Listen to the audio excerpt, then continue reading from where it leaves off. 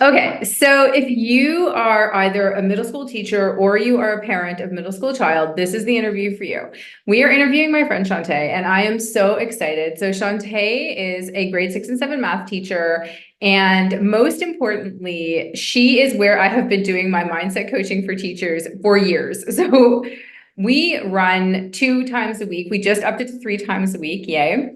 And whenever there's an issue, I always coach her through her mindset. So when I decided to go forward to become a mindset coach for teachers, she was like my number one cheerleader. Like I had my own personal cheering section behind me. So I am so grateful for her. And she is going to help you if you are also working with kids in that kind of 12, 13 space. And she's just amazing. So let's get into it. Hey, teachers and parents. So this interview is for you if you work with or have children in the 12 to 14 age range, you are looking for ways to connect with or help those children, and or you are looking for ways to prioritize your physical and mental health. So in this episode, we are talking to a good friend of mine, Shantae Phillips, who is a grade 7 math teacher from Cape Town, South Africa. Shantae, thank you so much for joining us today. I'm so excited to have you here. So before we begin, can you maybe tell us a bit about yourself, what motivated you to become a teacher, like where you've taught and sort of, how you got to this point? Sure. Hi, Marissa. Thank you for having Hello. me. Yeah, so my teaching journey was actually a segue from a completely different career choice. So I started doing a BA in English Psychology and Politics at UCT, which is the University of Cape Town here in South Africa. And after that, started my postgrad LLB. And 2 of 3 years into that, I decided I needed to take a little break, and I took a gap year. And during my gap year, I went to the States and I worked at a summer camp there. It was quite a while ago. I think it was maybe 8 to 12 weeks long. And I spent the summer working with and teaching children. Okay. And came back home and I said to my folks, guys, I'm meant to work with kids, I'm meant to be a teacher. This is where I have to be. So changed my postgrad, did a postgrad in education instead. Best decision I've ever made. If I think back now to the person I am now, I would not survive in an office. Yeah. Teaching is what I'm meant to be. I'm meant to be around children all day. I love connecting with kids all day. But if I hadn't followed that gut instinct, I think my life would have been really different now. So after I did my PGCE, I worked overseas for 3 years. I was in Korea and then at an amazing Okay. school in Thailand, in Bangkok. So I worked there for 2 years. And then because South Africa is just the greatest place, I had to come It is back home. amazing. Came back home and then started working in South Africa in 2016, and I've been teaching ever since. I have taught between the South African CAPS curriculum and I've taught at Cambridge as well. And I've taught anywhere between grade 3 and grade 7, so from foundation phase all the way through to SP. Okay, cool. And now you're teaching grade 7, right? Grade 6 and Now I'm 7 in grade mainly. 6 and 7, so I'm a grade 7 registered teacher, and then I'm the subject head of mathematics at my school and doing grade 6 and 7 math there as well. Yeah. Amazing.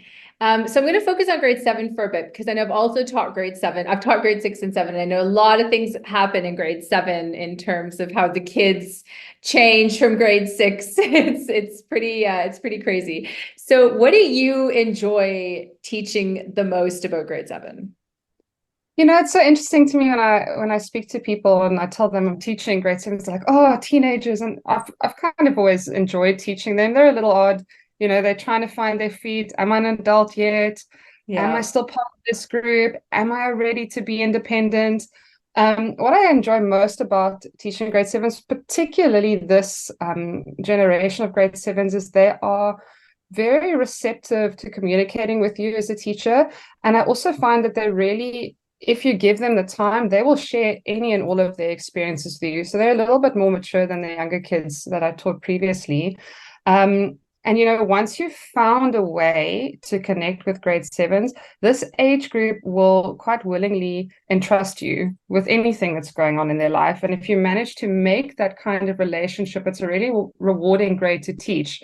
And then they, as independent and as grown as they still come to you for advice, come to you feeling a little off, come to you if they need just a little bit of support, or if they need a little bit of a pep talk.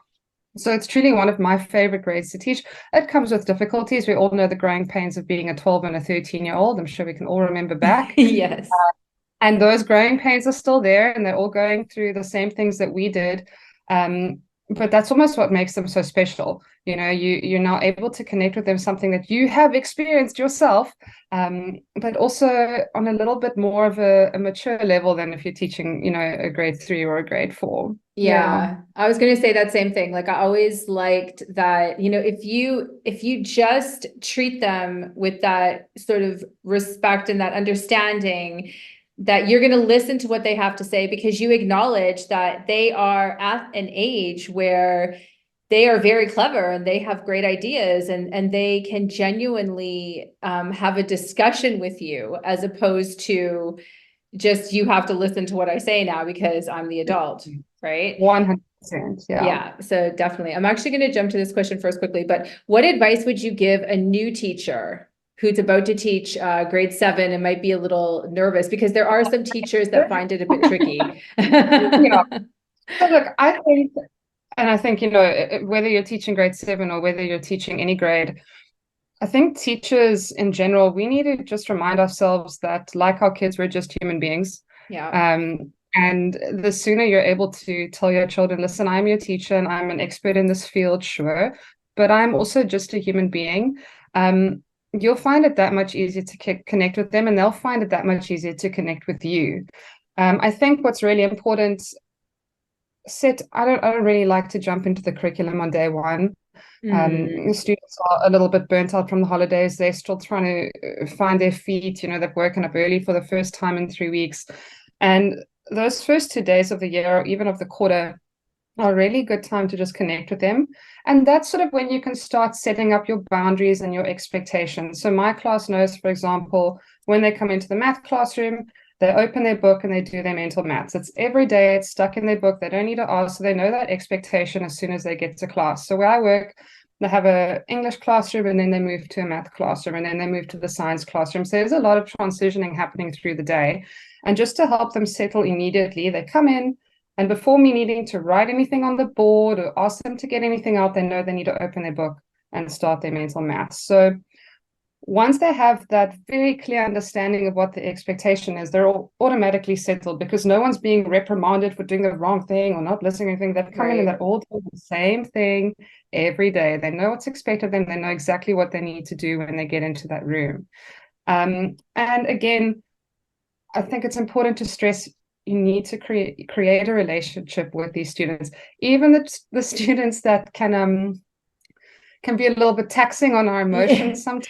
Can challenge you at times. There are always, just like they're challenging adults, just like they're challenging, there are always going to be students that are going to test your patience. Even the students that are your model students, some days are going to test your patience. 100%. And I think, just to sort of go in with a clear mind that, again, they are just people, and they are at the age now where they are meant to push boundaries. Psychologically, this is where we're at now. They are going to try and push and see how far they can get and see how much they can get away with. And then one thing I just thought of now that's really important to me, each year, and I'm sure this is typical in most schools, there's a handover from grade to grade. And I think, that handover is really important in terms of kids that maybe need learner support, or if there's been any sort of past trauma or family trauma that a teacher needs to know about. But I think it's really important to not read too much into a previous teacher's opinion of that child personally, because that can immediately steer you away from potentially creating a positive relationship with them. So best piece of advice I could give is, don't prejudge your class or your students based on the experience of a previous teacher. And I think it's a mistake that a lot of people make, a lot of teachers make, and especially new teachers make, because you get given this outline of your students. You're like, oh, okay, this one acts like this and this one acts like this. And you've already created a preconceived idea about them before you've even gotten to know them. Yeah, so that would be a top tip for me. Just get to know them yourself. Yeah, 100%. I mean, that took me a while to figure out too. Like in the beginning of my teaching career, I would just automatically believe sort of what the previous teacher was telling me. And only later was I able to distinguish and be like, okay, this is a personal opinion. This is not a Yeah. personal opinion. So, and I'm not going to really look into this here because I understand it's happened to me before where I will have a completely different relationship with a student than someone else did. And that's like anything, right? It's like when you socialize, there are some people you become good friends with and some people you don't. So I 100%. think, yeah, that is definitely really good advice. With regards to building relationships with the kids, I know because teachers have a lot of other things on their plate, but I know that right now this is an incredibly valuable piece of information and something that kids today really are thriving with because they lack a lot of social skills. What are some of the strategies that you have learned have worked for you to build relationships? Okay, so I have quite my face tends to give away a lot of my emotions. It always has. I have a very pronounced wrinkle, especially on this side, because I'll usually um I so had for it too. me, Don't worry, it's right here under here. It's the grade so 6E wrinkle, like yeah, 2018. so for me, I've had to really check my own body language and check my facial expression. Um, not that I want to come across as sort of disingenuous or fake, but children are a lot more perceptive than we think they are, and they pick up on everything. That quick little eye roll you give to your colleague as they walk past, or this, and you point to this. They pick up on everything, and they will pick up so very quickly if they know that you don't like them or if you're communicating about them in some way. And I think it's really, really, really important for us as teachers and adults to keep that in check. Now, no one's perfect. I mean, we all have the eye roll every now and then, and it's okay. We're human. But I think it's really important to just be very mindful of what you are putting out there in terms of how you're sitting, how you're looking at them, even just your tone of voice. Right. And so what I've started doing this year is I do it. So my students call me Miss P. Okay. Um, we do a break time tea with Miss P. I love So it. it's a completely optional exercise. It's once a week during break time, maybe twice a week, seeing on how my week is going. And I'll write up on my classroom door, say tea with Miss P on Wednesday at first break or Friday at first break. And then they can come to me and say, Miss P, we want to come for tea with Miss P. And tea with Miss P can be anything about them spilling the tea on what it is to be a 13-year-old. Yeah. Or just having a little moan about their day or telling me it's just 30 minutes for us to bond. It's got nothing to do with academics, nothing to do with anything school related. It's usually a group of friends, maybe 4 or 5 girls, and they just come sit. And for some of them, it's just a time to offload. Hmm. But I found, so I try to make a really cognizant choice at the beginning of this year to try and reconnect with my students, and giving up half an hour once a week it's not a lot of time, No. especially because that half an hour then fosters a stronger relationship with those children, and that then in turn brings better behavior in the classroom. It strengthens your relationship. It improves their work ethic because they've now bonded with you, so now they want to perform with you. So that little half an hour that you've given up extends to a much, much, much, much better year overall. Now, of course, this is not possible for all teachers. Not everyone, has the time to give up. But if you can find small ways to just, even take 5 minutes, in the morning during register, just, say, how are you guys doing? Like, where are we at? How are we feeling emotionally at the moment? It doesn't always have to be, is your homework done? Where's your, Yeah. just, are you guys? And the more you ask them, the more they will start to speak to you, because they'll realize this isn't a teacher trying to fish. We're actually in the mornings before school starts, we chat about our day and we see Yeah. where we're at. And I found that this generation of grade sevens in particular, they really want to be heard and they really want to be seen. And just small little things like that, just reminding them that we can connect on a person-to-person level, not a teacher-student academic level, Yeah. makes the relationship that much stronger. Sorry about my dog. It's okay. That much quicker. Yeah. I was also going to say, sometimes, right, for as teachers, our option is, okay, connecting with the students, or maybe on your break you spend in the staff room. And let's face it, like sometimes when you go into the staff room, it can also be a bit toxic because you're never sure what people are going to be talking about. And if someone's in a bad mood or has had a bad morning, that can infiltrate into other teachers. And as a teacher, you have to sometimes make the choice to sort of like remove yourself from that situation. And this is a great way to do that.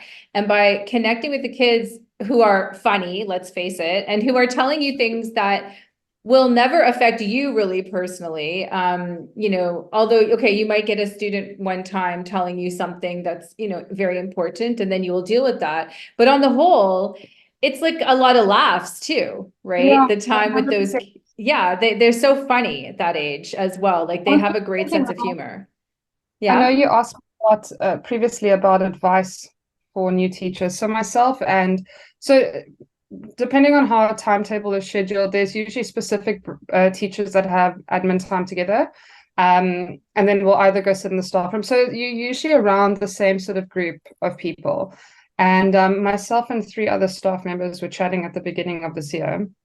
And we said to each other, let's just make a concerted effort this year to not moan. And I'm all for if you need to just have a quick little rant, because again, it can sometimes be quite emotionally taxing teaching children, but not to have this constant negative rhetoric in the classroom. We've been back at school for a month now, and I can feel the difference because we've all made a concerted effort. So if you are new, surround yourself with those people, because Yeah. when you start thinking about the good things that happened in the day, or the one good thing that happened with one student, you start to see more of those good things. Yeah. And all of a sudden, the things that we were worried about last and stressed about, they seem like such a distant memory, because now we're excited about sharing, oh, this kid had this amazing oral, or this student finally, I don't know, solve this equation for the first time. And I really believe that if you connect with those people and you start actively looking to share that positive news, you see more positive. Now, I don't know if it's just was always happening and I didn't see it, or if we've done like a law of attraction here and we're putting out stuff and we're getting back the good stuff. Sounds But like it it to me for sure. Yeah. Yeah. Anyway, No, sorry. I'm so glad you said, that, because, I focus so much on with my mindset coaching, and it is exactly that, right? That is something you are within, that is within your control, is deciding to focus on, what went right in that session, in that lesson, with that student, or with that class, and finding those teachers that want to support you in a positive way, so that they, sort of always say, like, you're nurturing the garden of your mind, right? You can plant flowers or you can plant weeds. And if Exactly. you find those people, then, your garden's blooming, and it's a very positive space to be. So I'm so glad you did that. And we should actually reconnect at the end of the year and Yes. see, like, how much it affected your year, because I'm quite sure it's going to be amazing. I mean, look what's already just happened in a month, I mean, I'm right? halfway through the quarter and I'm not tired. I don't feel burnt out. I don't Yeah. have Sunday blues today. And I'm telling you that is a big part of it. So yes, let's connect in December, and you can Yeah. compare what I learned this December from the previous Decembers you've known me. Yeah, And yeah, see 100%. I would love that. Going back to what you literally just said. So what is one thing that you sometimes do to help with your time management, as a teacher? Okay, so look, children are going to know if you're unprepared. Yeah. And if you come into the classroom unprepared and even seem marginally flustered, they are going to pick up on it and they are going to take full advantage. Because if I'm in a meeting and the person who's starting the meeting hasn't started yet, you can bet I'm going to be on my phone. I'm going to be doing Yes. something I'm supposed to, because that's just human nature, right? Yes. So in terms of time management, I usually in the holidays I set aside 3 days, and those are the only 3 days during the holiday that I work. And then I prep out my entire quarter. So my planning per grade, my planning per day, exactly what I want to do, exactly where I want to set up my assignments, because those 3 days in the holiday might seem a little painful during the holidays, but then I go into the year and I know that my first 3 months are completely set out, completely planned. My assessments are ready to go. So already that is a major stress off my shoulder, so that my admin time at school can either be, for marking or giving feedback, or if I've got to do any moderation, doing that, or if I've got to maybe meet with someone because there's a concern I have, or someone needs to meet with me because they need me to help them with something, then I can do that, that I'm not stressing, my planning for tomorrow, because it's done. And then what I've also started doing here, I don't really follow trends that much. I think I bought a NutriBullet about 7 years after they were released, and I'm like, why did I wait 7 years? Bought a I know. I robot was dog. also like, why did I wait 7 years? Like, this thing is 10 minutes, amazing. 10 years later. Yeah. And so, for years now, there's sort of been this meal prep trend, a lot of people doing it for fitness and health. And I was like, at the beginning of this year, I'm like, okay, I'm going to do this. So Sundays, do my meal prep for the week. I don't cook for the week, but I've got my plan. I'm going to cook 3 times a week.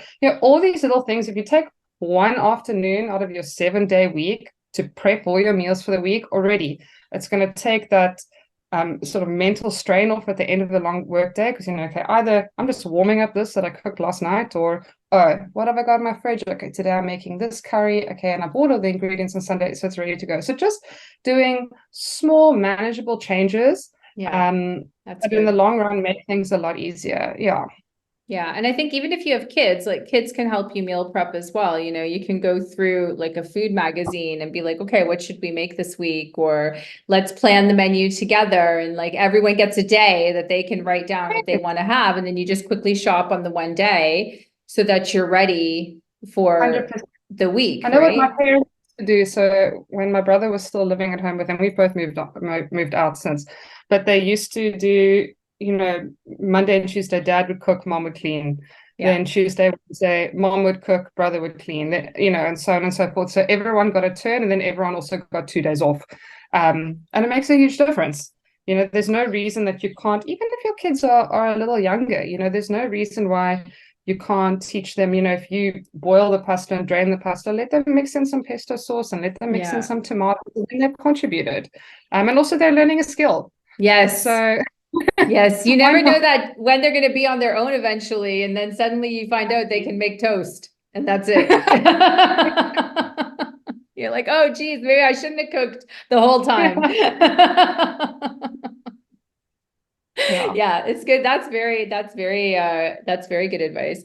And I know you were also mentioning to me earlier about sometimes even just planning your wardrobe out, like even just prepping that so that you've got that done, which I think is brilliant. I really should do that.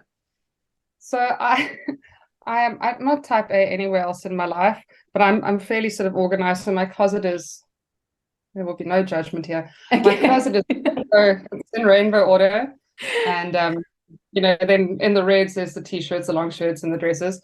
And then I do the night before. Tomorrow's a jeans day, tomorrow's a dress day. Just the small little changes, and then I know what I'm going to wear. You and I run in the mornings. Yes. And another thing for time management, a lot of us tend to, when we get home, it's TV time, couch time, and then scroll on my phone time until 11 p.m. And then you wake up and you're tired, and then going to gym at the end of the day is the worst thing that you could possibly imagine. And I really want to encourage people, rather wake up a little earlier, do your gym, do your activity, go walk your dogs for an hour before work. And then when you come home at 9 o'clock, go to bed, rest your mind, rest your body. You're going to wake up feeling a lot more refreshed. Sure, it's tiring to wake up at 4:30, 5 o'clock, but you're going to feel so much more energized that day because you were active instead of rolling out of bed, which I used to do. Make no mistake, I was the first one to get into bed at midnight and roll out and think, why me? But if you can rather utilize your morning time, have an early night's sleep, you're going to feel so much better anyway. Yeah, no, I 100% agree. Like, since I've made that shift as well. And you don't even have to it doesn't have to be an hour in the morning. It can be 10 minutes of just, doing some stretches, doing a quick yoga, doing some jumping or whatever would work for you, just to sort of get your brain like awake and moving, right? And prioritizing that sleep for yourself because you're worth it. And it is that important. My last question about the grade 7 and a strategy for some other teachers before I get into parents quickly is, what are some of the strategies to getting kids to listen and stay focused? Because you're at a school that works with iPads. So it is, I know it's difficult to keep them focused and off the iPad. So do you have any strategies? Is it as simple as just like keep your iPad in your bag? Or what do you normally do? 100%. So I think first, it's important to remember listening and focus looks different for different people. Yes. Okay. I'm listening to someone 9 out of 10 times I'm busy doodling. That's just I'm one of those people. I'm usually drawing or doing a little scribble, and I can promise you I'm hearing everything that you're saying. And this took me a lot of time to understand, because if a child's eyes were not on me, I'd be like, why are you not listening? And actually 9 out of 10 times they could repeat pretty much verbatim what I just said. So I think the first thing to do is just recognize that what focus and listening looks like to you might not necessarily be, wait, let me rephrase that. What you think focus and listening should look like is not necessarily going to be the same for all students. I think that's the first thing we need to establish, right? Secondly, so I've got iPad boxes in my classroom. So when they come in, if I know we're not going to be using the iPad during that lesson, they just come in, pop their iPad in the box. And then if we need halfway through the lesson, then they can come and extract it. And I think, it's like even adults having a mobile phone. When you've got your smartphone nearby, you are checking it. And I think that I know that there's a lot of struggle with iPads in the classroom and discipline. But I think that for this generation, it's hard to ignore a device, because you've grown up with this device communicating with you. And as a teacher, we now need to help and say, look, physically put this away out of your sight, or away in your locker, or away in your bag. And then, for us to monitor them when they are on their devices, because we've got one-to-one iPads, I just monitor them on Apple Classroom. Keep track that everyone is where they need to be, or I can just lock them into an app so I can make sure that everyone gets on track. But no one ever gets this right 100% of the time. There are always going to be kids that are going to stray. There are always going to be kids that need a little bit of redirection. And it doesn't mean that you're a bad teacher, that they're a bad student or anything like that. They just need a little more redirection. And staying calm, I think, is key. Staying calm, 100%. And you know what? This is pretty new for all of us. 5 years ago, we didn't have one-to-one iPads in the classroom. And we're sort of having to figure it out as we go along as well, because you can't not allow children to have devices. This is how the world is at the moment. And I think also, here comes the part where we need to sort of remind them that in this space, this device is for academics. In your home space or in your free time space, this device is for your personal use. And I do think I have noticed now, with my grade 7s compared to the same group of children that were in grade 6 last year, their device usage is that much better. I think that they are a little bit more mature now. They also know the expectation from me, which is important in the classroom. I think it also comes, with time.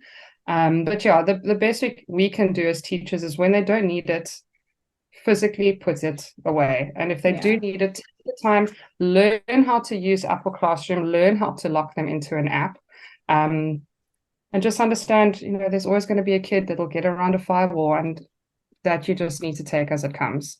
Otherwise, in terms of focus, some children, I know while I'm talking, I need to say, hey, Marissa, did you hear what I said? Yes, ma'am. Can you repeat it back to me? Some of them need that 5-minute check-in. I don't really teach for more than 10 minutes at a time. I try to chunk the information. Okay, we've discussed it. You've done your group work. Go work independently. And then, halfway through the lesson, then we'll do a second little bit, because there's also only so much time that a child now can focus listening to you. And I'm not as exciting and colorful as a device. So none of us are. And I think none of us are. Adults even struggle to focus for long periods of time. So 10 minutes, 10 minutes is when I need to get my info in, and then I've got big pieces of paper on each table, so they do group work before they even look at their maths book. They try and do some tasks together. And again, they're now focused in on math. Yeah. And then finally they work independently. So they've had 10, 15 minutes into the math lesson focusing on math before they now need to sit quietly and work on their work themselves. So I think small bite-sized chunks of information.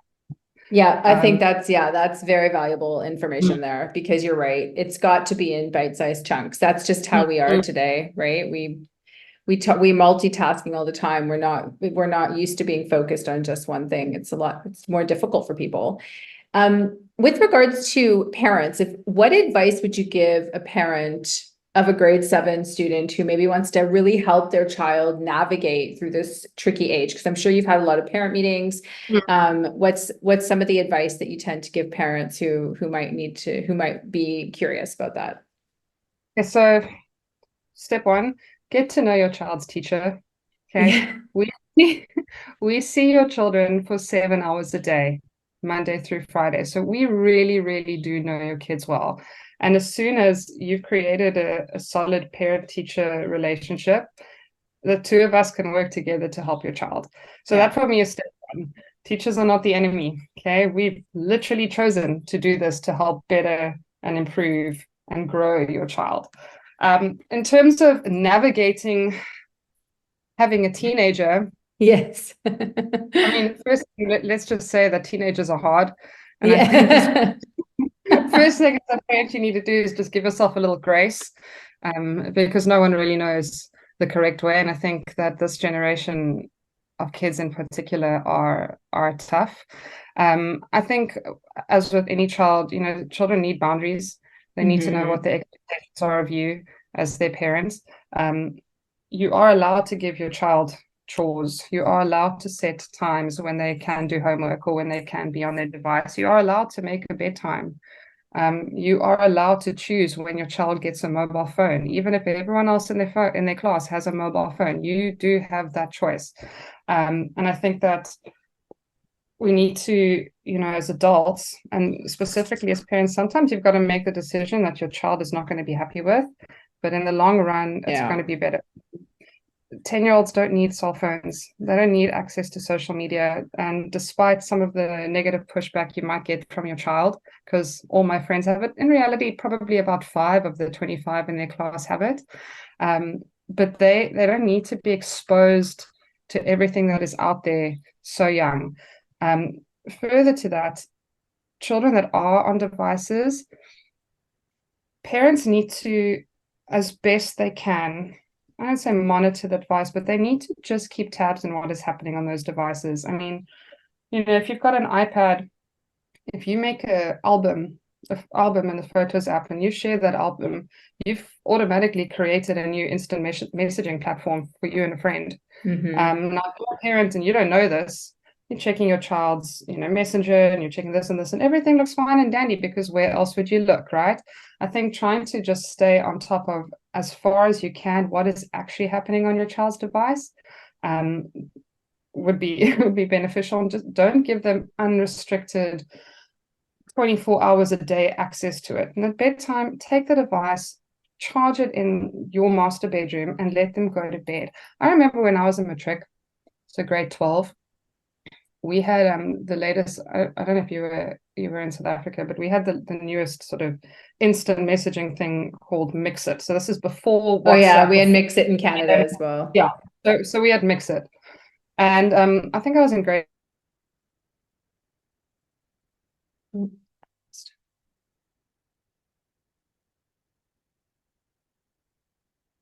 Ooh, did the Wi-Fi go? Let's see, hold on. Oh, there you are. Are you there? Okay, yeah. Okay. So start over. I can cut that out. So start over with go from, I think I was in grade. Yeah. So I think I was in grade 11 or 12 when Mixit came about. So 17, 18 years old. So old enough to know better. Okay. Yeah. So before WhatsApp, before BBS, before Facebook, before Instagram, there was Mixit. Okay. And I would spend hours into the night, chatting on Mixer. So I would wake up for school exhausted. Now it's 60, 70. Should I have known better? Yes. Did I make the right choice? No. No. Okay. So, and I know that kids do this because I did it. Okay. And it's nice having a friend at your fingertips. Like, what could be better than chatting to your friends at night, especially when you're not supposed to? I mean, it's a thrill. Yeah. So, take your kids' devices at night. Take it at 9 p.m. or 10 p.m. or whatever time bedtime is, and just remove the temptation. They don't need to be talking to people after 9 p.m., 8, even 7 p.m. Then they're not having any sort of blue light or any screen notifications, anything. 7 o'clock, let the device go away. Bedtime, book time, or whatever your nighttime routine is, it'll help them because they can't do it themselves. I can't do it myself. I still have my phone at night sometimes. And unless I physically take it and put it in a room, you can bet I'm going to be scrolling on it. So yeah, as a parent, I think that would be really, really helpful. Yeah. Something that my family did, and I was actually thinking about it a couple of days ago. We, every night at dinner time, so it's myself, my mom, my dad, and my brother, every night when we had dinner, my dad would make us say your favorite thing. So he'd say, okay, what was everyone's favorite thing of the day? And then, Oh, I like that. Yeah.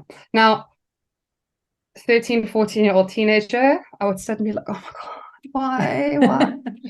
We would every day for my whole high school career share our best thing of the day, not our worst moany, but the best part of the day. And that for me now, in my mid-30s is such a cherished memory because I remember, I think back, I'm like, I must have been so miserable. Like, it must have been the worst sitting at the dining room and having my parents. But, they made a concerted effort even then to try and help us see the positive in the day. Mm-hmm. And also to just connect with us. We had dinner at the table every night. And, for me, I've still got an incredible relationship with my parents because of all of that time that we spent together. Yeah. I think the more time you spend with your teen, the Oh, you missed a better. spot here. Oh, thanks. Okay, Even I'll if they edit hate that it. out. Yeah, Even if they push back, spend time with them, yeah. Yeah, So, absolutely. Just keep trying, right? yeah. Don't like give up on spending time. And also with the when I was gonna say with the phone, taking the phone and out of the bedroom at night, educate them. Find an article about the importance of sleep. Find an article about what sleep does to the brain and how it deprives the brain from, being able to be focused the next day or be active the next day, and how detrimental it is to have your phone in there. So it's not just you saying this is how it is, but you're giving them the science. Yeah, there's the why, right? Because they want that why. So if you give them that why, The yeah, science. Sorry, I'm going to segue a little bit here. go for it. Myself and my grade sevens, we were talking. So there was this whole Sephora social media frenzy with young kids at Sephora and playing with Drunk Elephant and everything.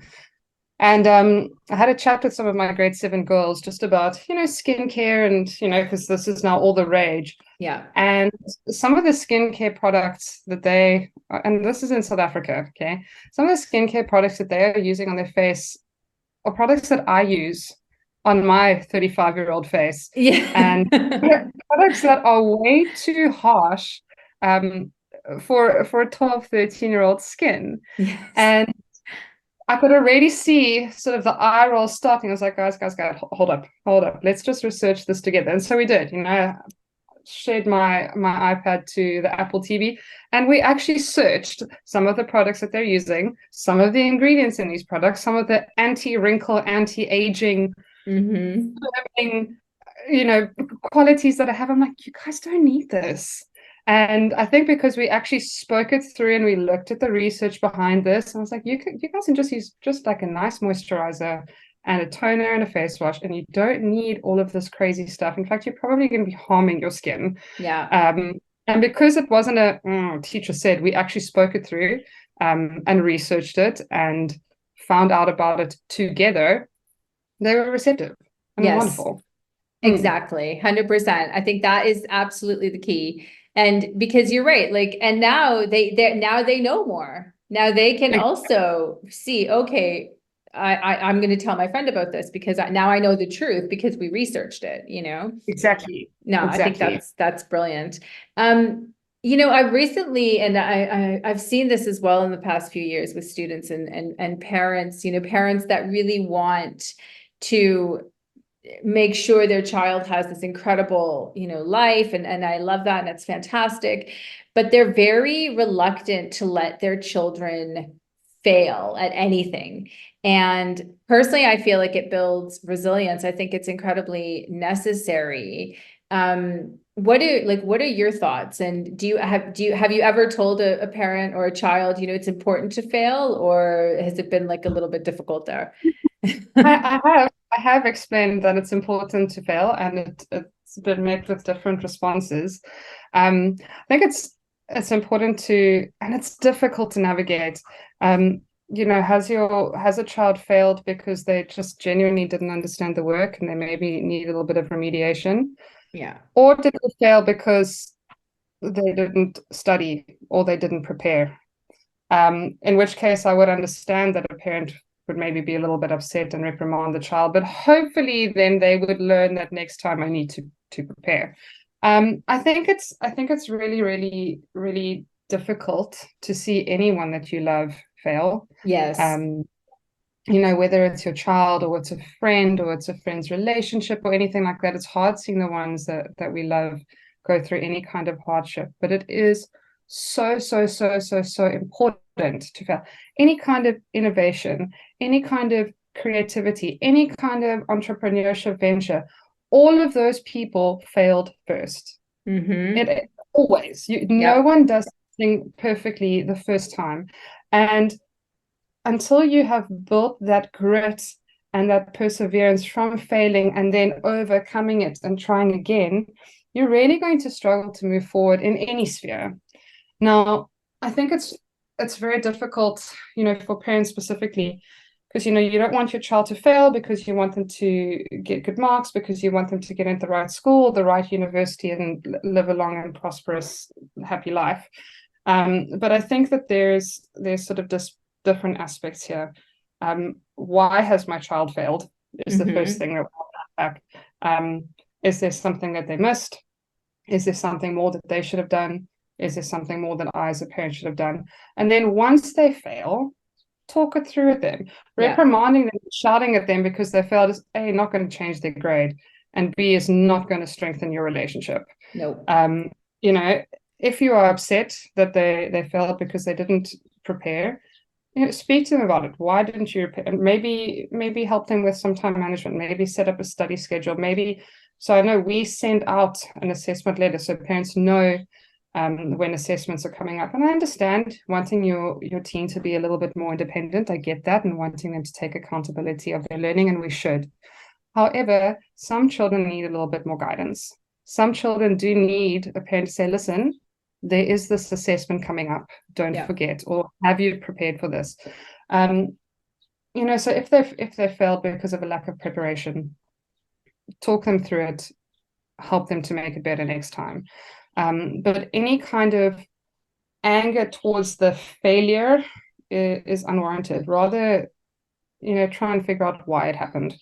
But a 0 or an F grade, getting angry at that, that's not going to make anyone feel better. And it's also not going to fix anything. I, at the beginning of the year, usually give a pretty, not a difficult task, but I tend to give a pretty tough review, sort of as we go into the year, especially, in grade 7 now, especially in maths, we've got children that are quite mathematically, or that have quite good number sense.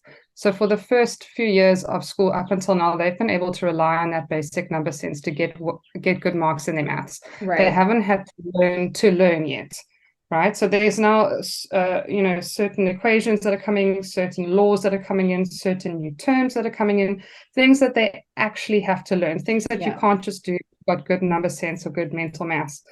And that first review usually covers those concepts that I've taught in class or that we've done in group work. And I can very quickly see which children were paying attention and which grasped it, and which children were like, I don't need to prepare for this. I've got this. It's fine. And for a lot of them, it's quite a big learning curve. And 99% of them are like, Yes. oh man, I didn't study. And now I see why. And I'm like, okay, well, now we've done this. Now we've got the bad review out the way. Now we know to do better. And for most of them, I said, look, this one's not going to count that much, or this one will only count 5%. And then immediately like, okay. And then they do better because now they've done it once. They've made the mistake once and they don't want to feel that way again. Yeah, I think it's important. Yeah, I think also like giving them the self-talk that they Yes. need to get through something like this, right? Because it's one thing for you or your parent to say, okay, it's fine, it doesn't matter, it's one test, but they also have to come up with the self-talk to be like, okay, what happened? I didn't study as Yeah. hard as I should have. Okay, what could I do differently next time? Where did I actually go wrong? What were the areas that I struggled with, right? Instead of just like, oh, I'm terrible and ripping the paper up. Exactly. Right? Like actually giving them that self-talk to create that growth mindset. Oh, Yes. okay, I didn't do well on this paper, but I have an opportunity to do better on the next one, and I'm going to take that opportunity.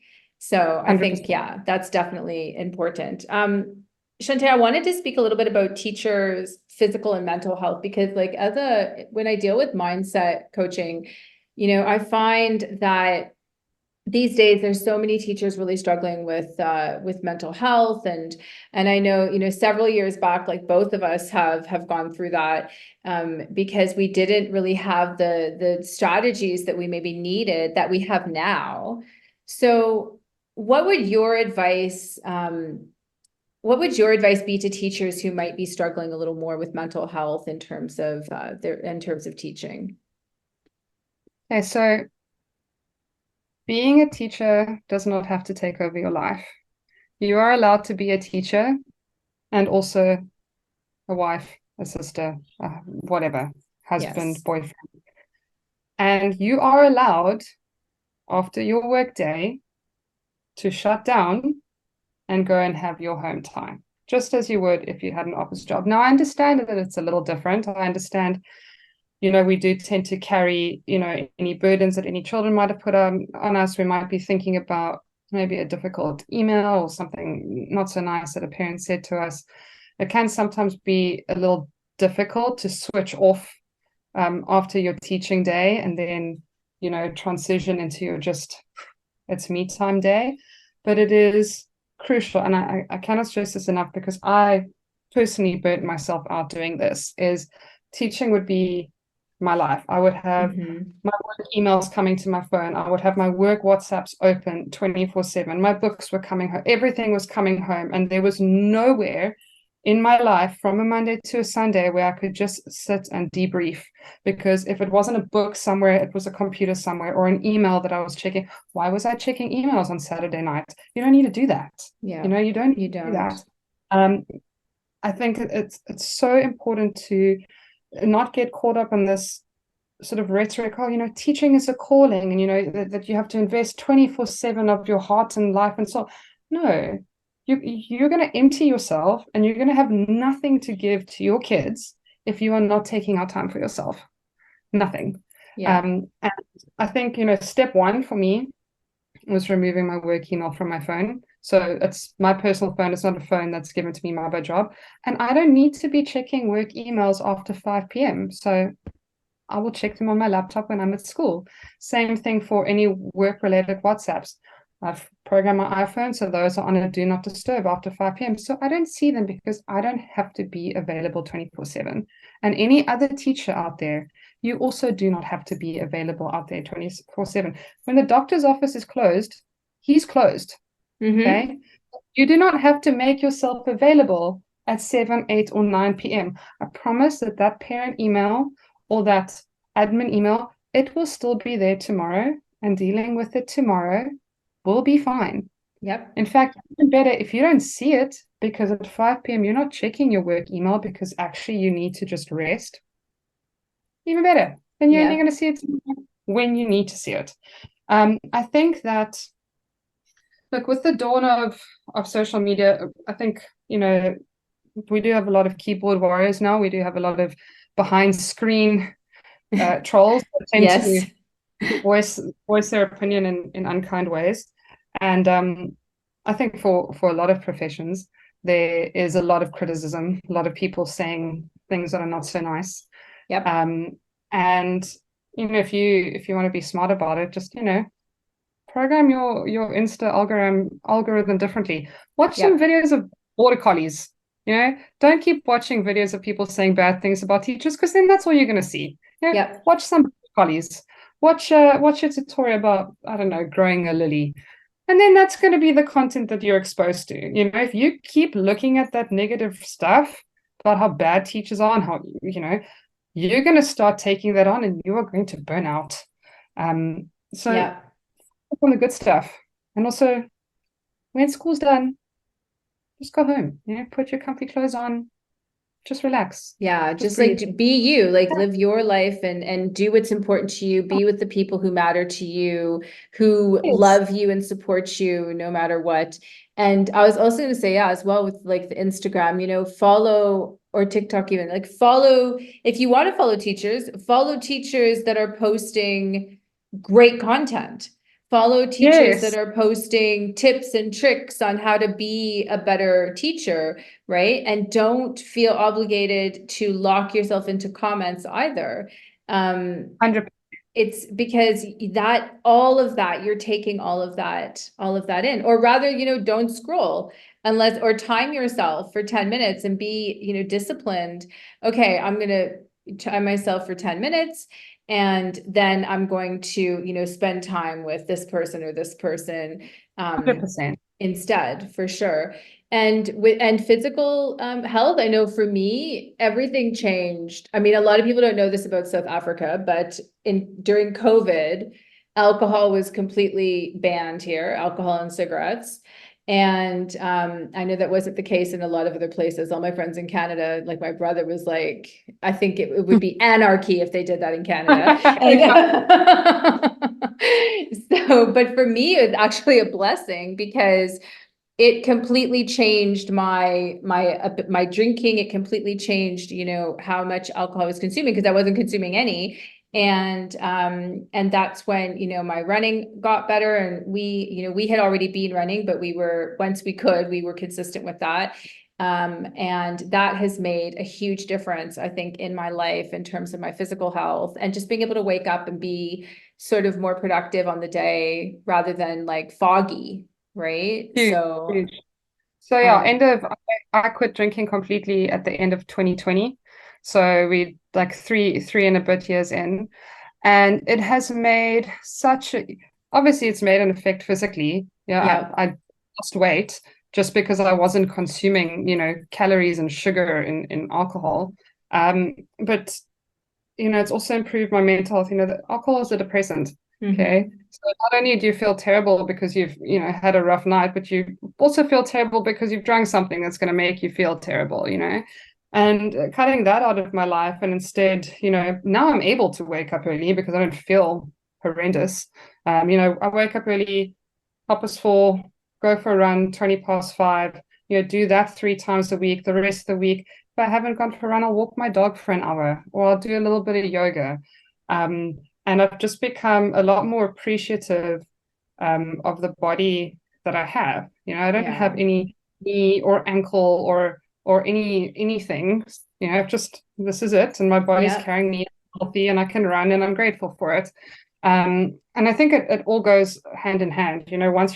Once you've worked on getting your mental health healthier, your physical health follows, and vice versa. yes, And for me, the two sort of happened simultaneously. There was just one big change. I was like, right, this is what we're going to do, and this is how we're going to make ourselves feel better.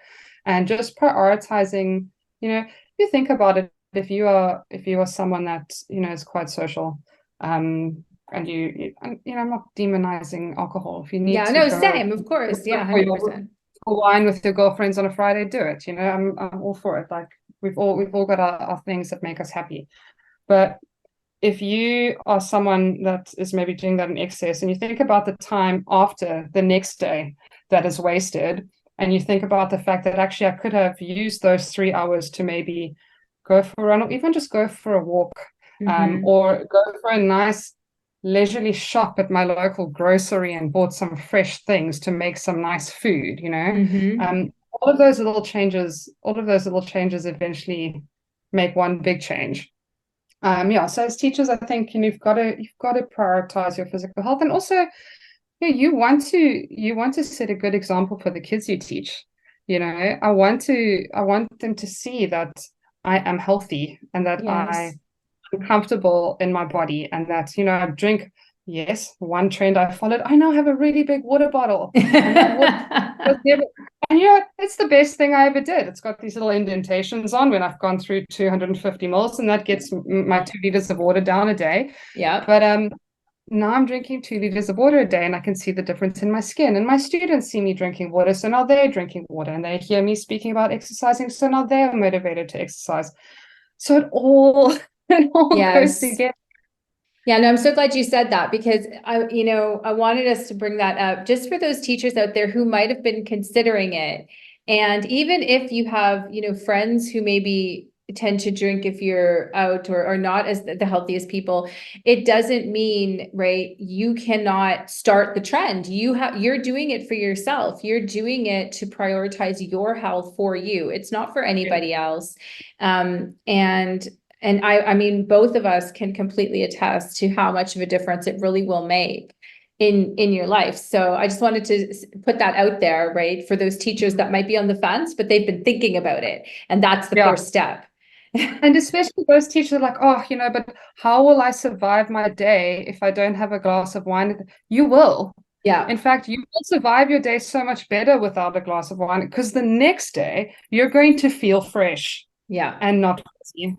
Exactly. So if you think, stop for a month, stop with 2 weeks, and then extend that 2 weeks to a month, and just see how it goes. But you know, a lot of people, you know, and especially if you're in teaching, because you take on such an extra mental load, because there's 100 little people around you that you are making split decisions for and thinking about every day. I understand that at the end of the day, you want to go and have a glass of wine to relax. I get it. That is me. That is who I was for a very, very long time. But, you know, now I take my dogs for a walk on the beach, and that is amazing. Yeah. And I don't feel gross the next day. So yeah, if as a teacher, you know, you think, well, how am I going to survive, you know, the end of the day without, you'll find a way. Yes. But yeah, I think that both of us, like you said, kind of test and just try, just give it a go. Just try it. Yeah. And it does, if you have a drink on the weekend or whatever, like, it's not to say, you have to stop, but just try it like during the week and see how much better you feel the next day when you wake up. That's what I would say.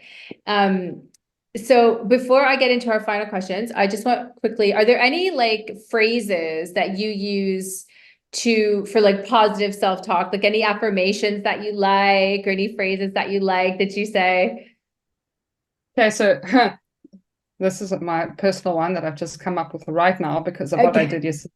I am allowed to be a couch potato.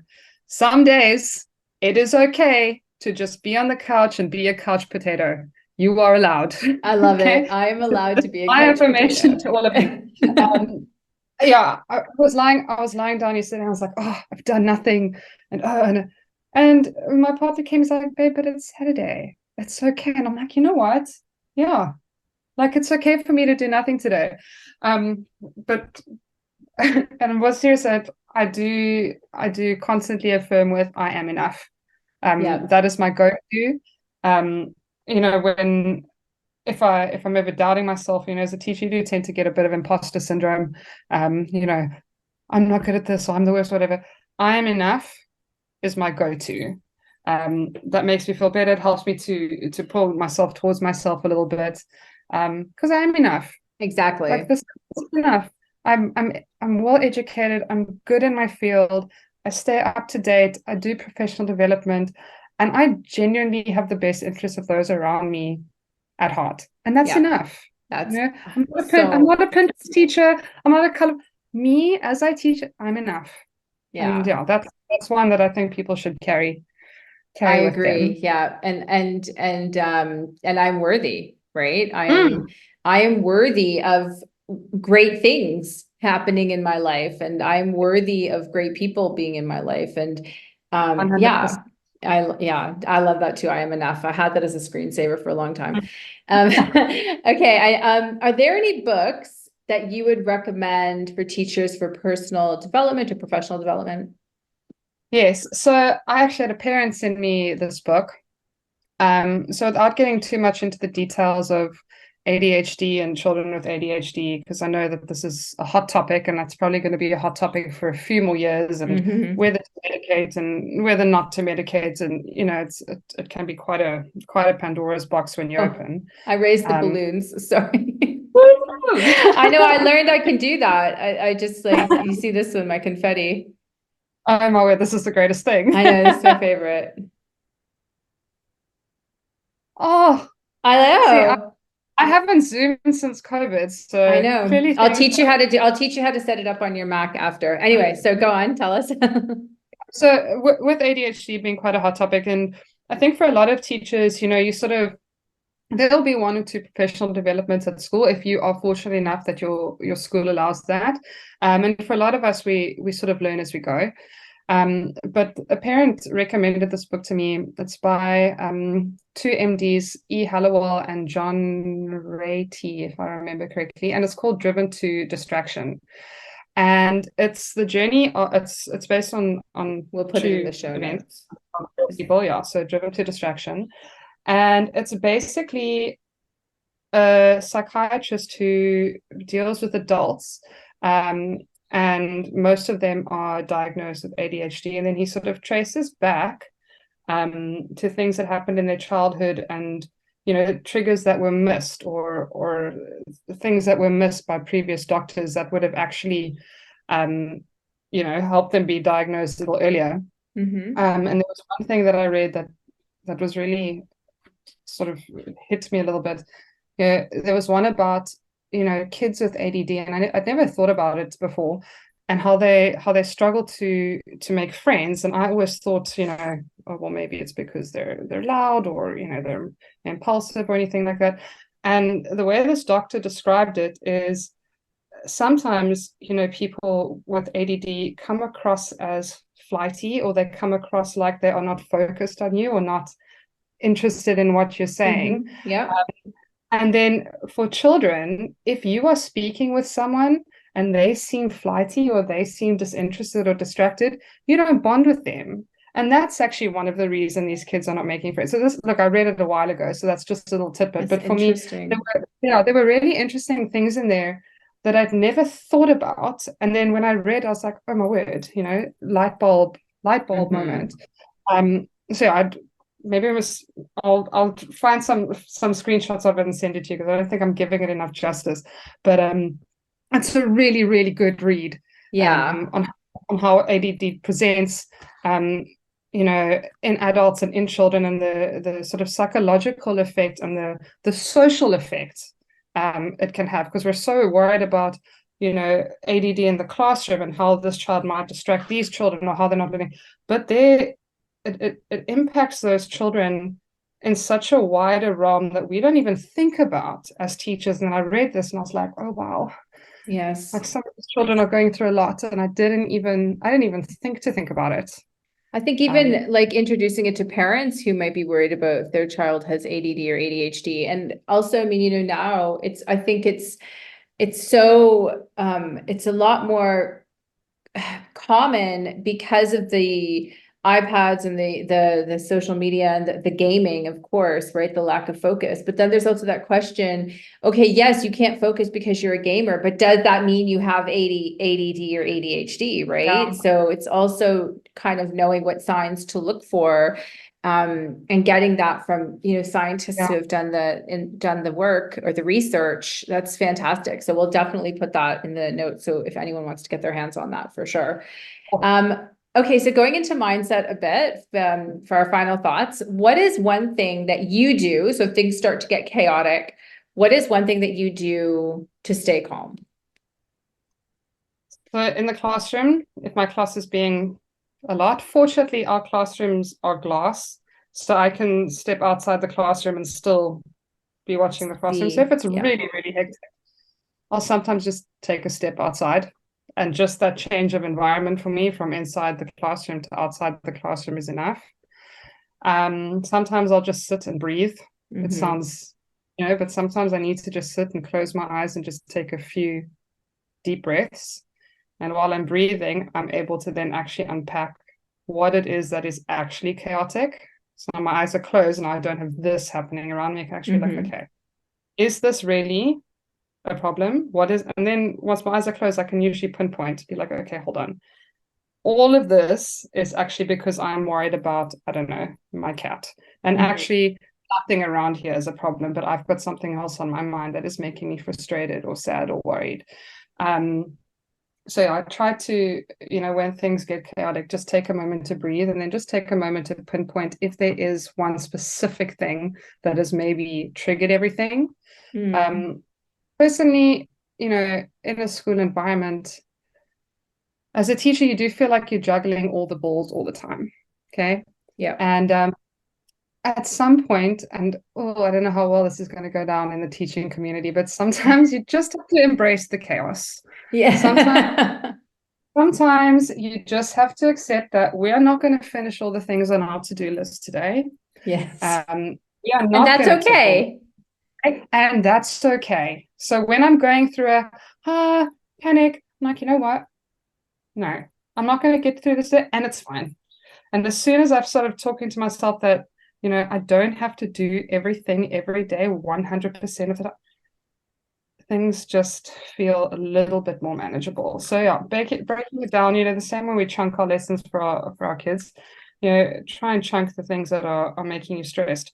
Maybe you got a really difficult email and that is what's sitting on the back of your mind. And now everything around you seems out of your control because of that one sentence that you read that made you feel a little upset.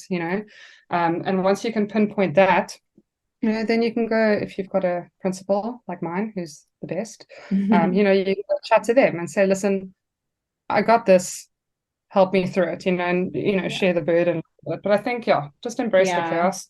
I also think if it is an email, my best advice, and I know this is probably not going to go down with like younger generation teachers, but call the parent, Yeah. have the difficult conversation, get it out of the way, stay calm, let them just yell at you about whatever they need to get off their chest. Do not get trapped in an email war because an email war takes so much time. You cannot predict the tone.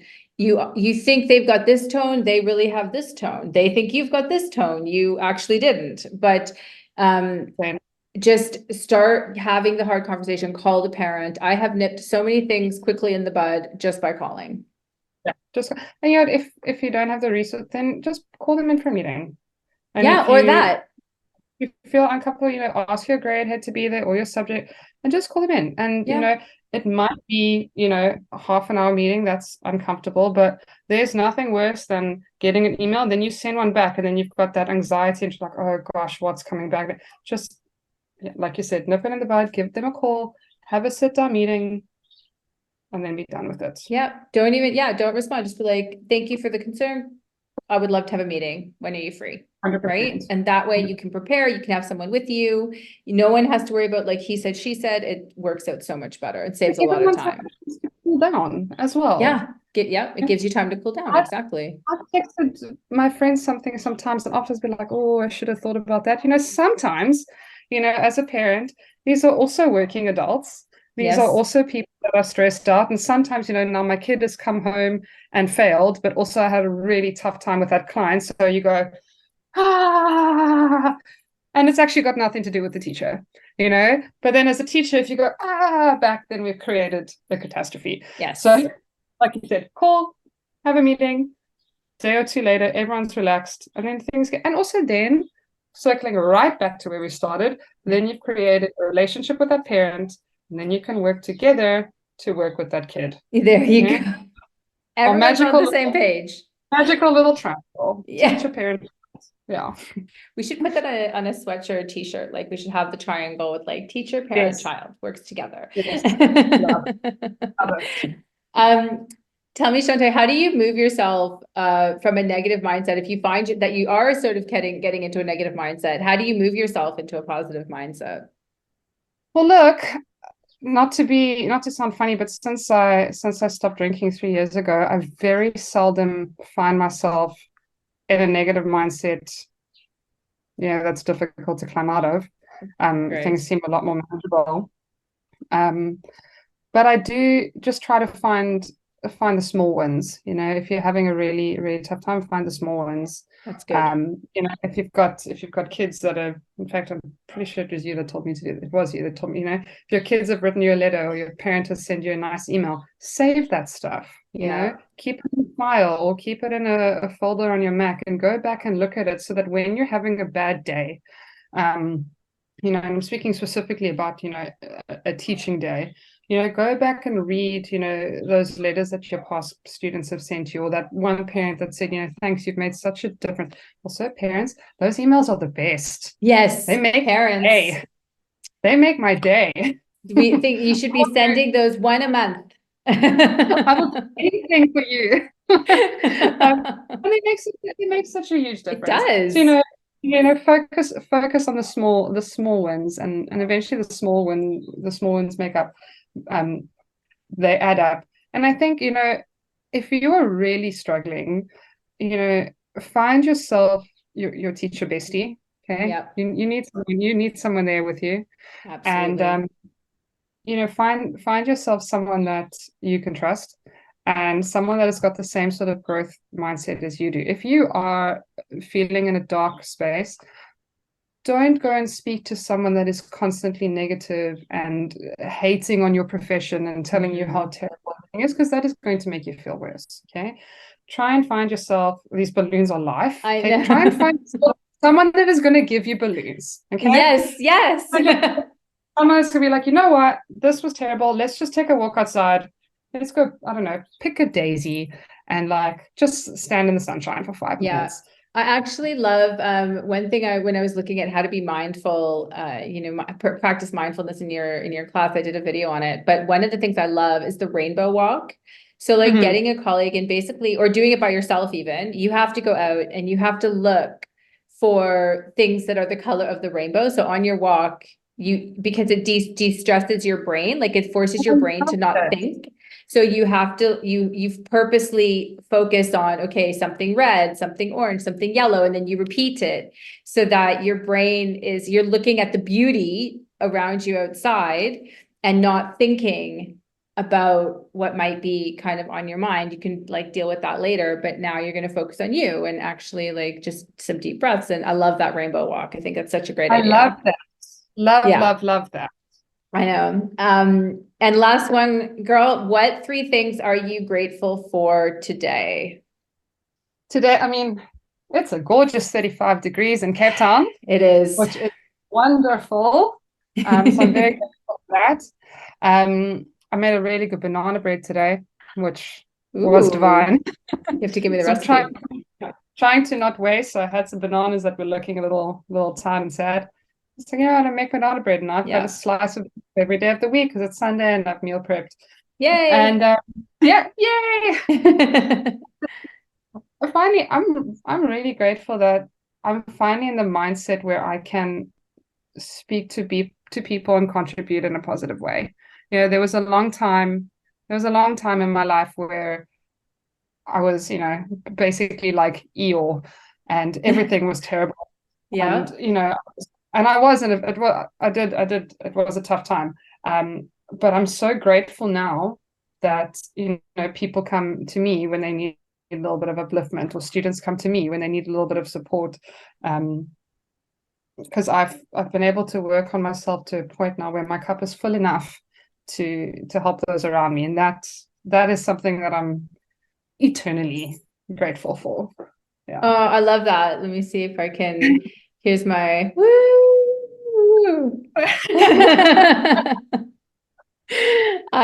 That's such a great, that's so great to know, Shantae, because, I am always so grateful for you because you are such a positive influence for me and on my life. And, I always feel blessed to find those people, find your tribe, and sometimes it can be tricky So I'm just so thankful that you're there with me, you know, through this crazy life that we're living.